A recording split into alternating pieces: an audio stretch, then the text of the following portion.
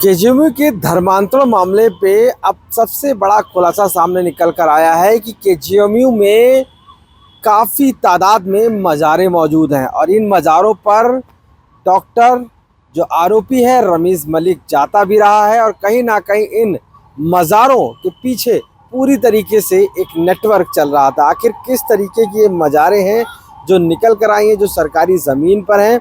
हमारे साथ अभिजात मिश्रा हैं जो संगठन में मंत्री हैं बीजेपी में, वो इस खुलासे को कर रहे हैं और आखिर कैसी ये मज़ारें हैं जो निकल कर आई उनसे ही पूछते हैं। अभिजात जी, शुरू से लेकर आखिरी तक आप जब से ये केजीएमयू के प्रकरण में आरोपी फरार हुआ और उसके बाद गिरफ्तार हुआ, कहीं ना कहीं आप लोग भी पहुंचे, सारी चीज़ें हुई, अब ये मज़ारों को लेकर किस तरीके की आपके पास जानकारी आई है और क्या है ये मज़ारें?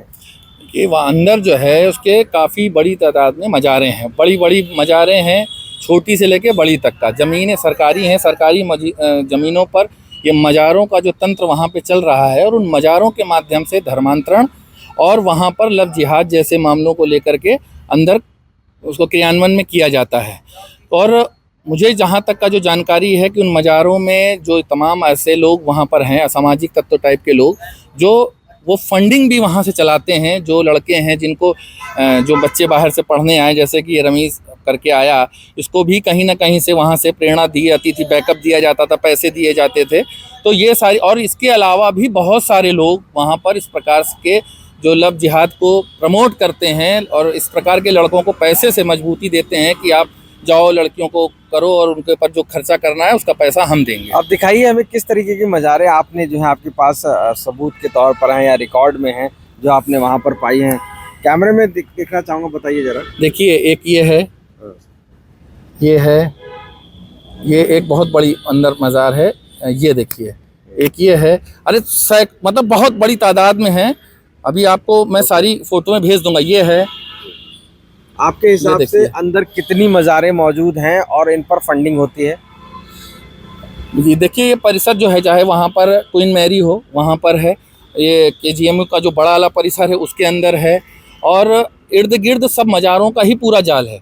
उसके अंदर आप घुसेंगे, आपको लगेगा ही नहीं कि आप हिंदुस्तान में हैं। ऐसा माहौल वहाँ पर जो है बना के रखा जाता है। वहाँ उसके अंदर जो है मतलब कितना दुर्भाग्यपूर्ण कि वहाँ पर जो है मजलिसें कराई जा रही हैं। बताया जा रहा है कुछ भी कि जो है वहाँ पर हिंदू लड़कियाँ और मुसलमान लड़के वहाँ पर इकट्ठा कराए जाते हैं और गाना बज रहा है कि आपस में प्रेम करो देश प्रेमियों। किसके प्रेम से, कौन से लव जिहाद की बुनियाद रख रहे हो वहाँ पर? इस प्रकार के गाने खाली मुस्लिम लड़के और हिंदू लड़कियों के बीच में बजाए जा रहे हैं। बाकी वहाँ पर कौन कौन ऐसा प्रोफेसर है आपको लगता है जो इस एसोसिएट है इन सब चीज़ों से, या आपको लगता है कि जो बढ़ावा दे रहा है इस लव जिहाद को, डॉक्टर वाहिद को हटाया गया, और कोई भी है ऐसा जो आपको लगता है? जी, निश्चित रूप से हैं। एक तो जो हमारे जो वहाँ पर अपने वीसी महोदया हैं, उनके बहुत प्रिय जो है ओएसडी हैं सैयद अब्बास, दूसरे हैं के सिंह उर्फ तिहाड़ी लाल, तीसरी हैं सुमैया कयूम और चौथे हैं वाहिद अली। ये तो अभी सामने आए। इसके अलावा भी बहुत सारे लोग हैं। ये लोग धर्मांतरों को बढ़ावा देते हैं क्या? ये निश्चित रूप से, ये इन लोगों के बारे में तो मुझे एकदम पक्का है कि ये जो लोग, जिसमें सुमैया कयूम के बारे में भी बहुत संदिग्ध मामला है, तो ये सारे लोग हैं मिलजुल करके अभी तक का जो है इसको बचाने का प्रयास कर रहे थे। और जिस दिन हम लोग पहुंचे हैं, हम लोगों ने तो आप पर ही उल्टा आरोप लगा रहे हैं कि आप लोग तोड़फोड़ कर दिए थे वहां जाके। आप सभी लोग वहां पर उपस्थित थे। आप सभी की उपस्थिति में वहाँ पर जो कुछ भी हुआ वो आप लोग देखने वाले हैं। आपके कैमरों ने उसको कैद किया है।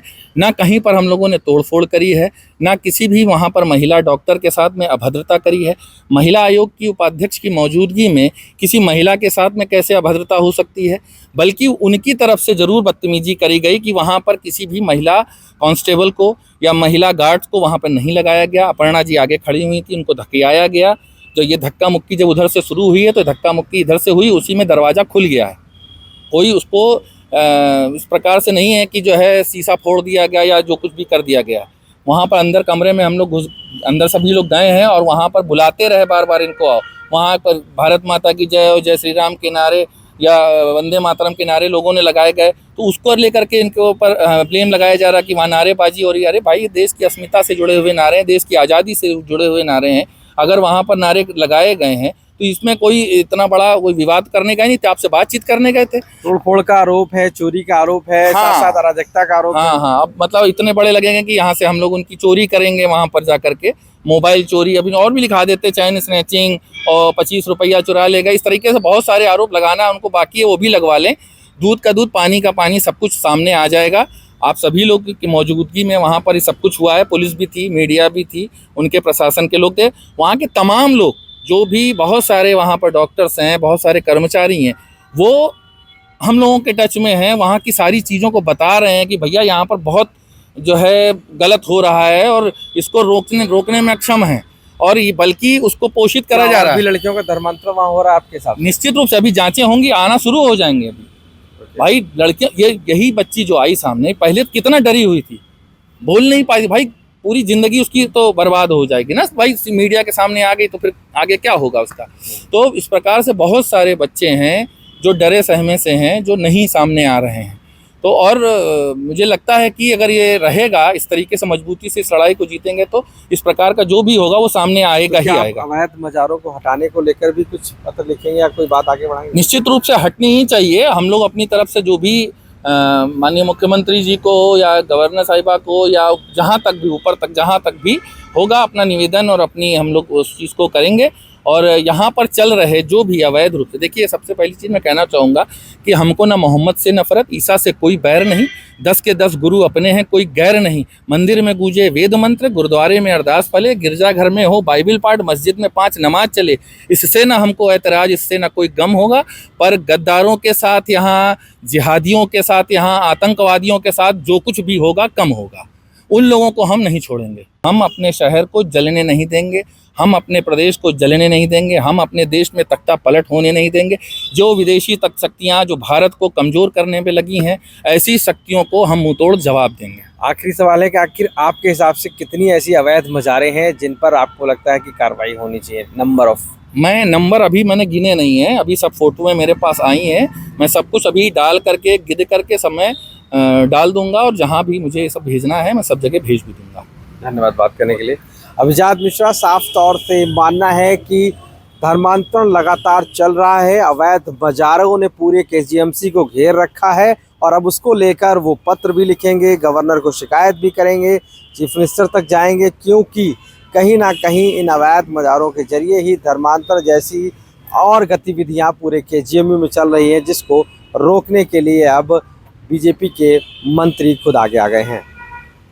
लखनऊ से कैमरा पर्सन गौरव के साथ आशीष श्रीवास्तव, आज तक।